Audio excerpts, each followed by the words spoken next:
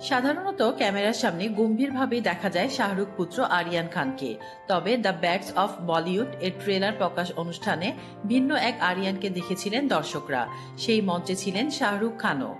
এদিকে এক অনুষ্ঠানে আরিয়ান বলেছিলেন, আমার কাজটা সবাই দেখবেন আশা করি, চেষ্টা করেছি সর্বোচ্চটা দেওয়ার। ফল যাই হোক, পাপা পাশে আছেন। সে সময় তার মুখে পাপা শব্দটি শুনে আবেগ আপ্লুত হয়েছিলেন অনুরাগীরা।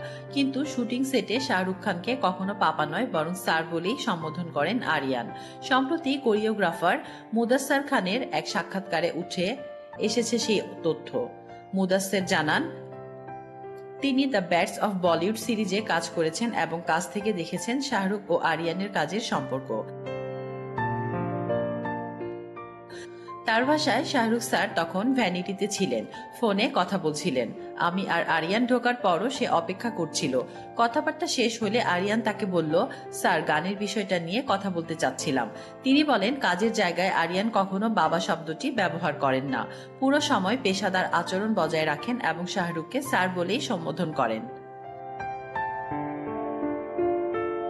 আরও বলেন, আমি আরিয়ানের জায়গায় থাকলে নিশ্চয়ই বাবা বলতাম, কিন্তু ওর বিনয়ী ব্যবহার সত্যি প্রশংসনীয়। উল্লেখ্য, সম্প্রতি মুক্তি পাওয়া আরিয়ানের পরিচালিত web series the bats of বলিউডে অভিনয় করেছেন ববি দেওয়াল, লক্ষ্য, রাঘব জোয়াল ও অন্না সিংহ। সিরিজটি নিয়ে দর্শক ও সমালোচকদের নানা প্রতিক্রিয়া দেখা গেছে। তাসলিম আক্তার শিমু, SBS বাংলা।